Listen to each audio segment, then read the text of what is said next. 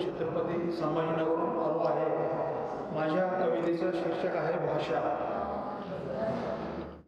भाषा मनाची, भाषा तनाची, भाषा मनाची, भाषा तनाची, भाषा क्षणाची, अथांग प्रवाहाची, भाषा गुणाची, भाषा अवगुणाची, भाषा गुणाची, भाषा अवगुणाची,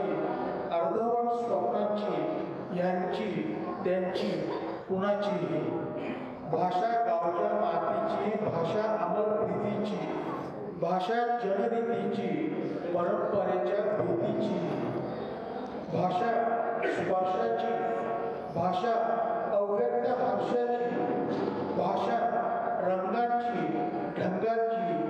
आवित ओढ्या अभंगाची, भाषा अभिन आशेची, कुट्ट काळ्या निराशेची, पूर्वीच्या तांबड्या रेषांची, सृजनांच्या निमिषांची, भाषा तंग डोळ्यांची, डोळ्यातील काजळांची, श्वासातील वादळांची, पापण्याच्या पाकड्यांची, भाषा मौनाची, अलगद जुळव्या मनांची, उत्सवी उल्हासलेल्या जनांची, तीच कंच हिरव्या रानाची, भाषा चित्राची, शब्दांची, भाषा ध्यानस्थ निश्चयाची,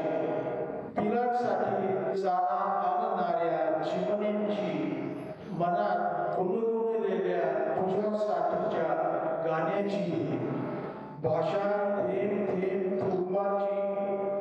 तळ्यातील चिंब चिंब प्रतिबिंबांची, टिंब टिंब टिंबांची, अंकुरणाऱ्या हिरव्या कोंबाची,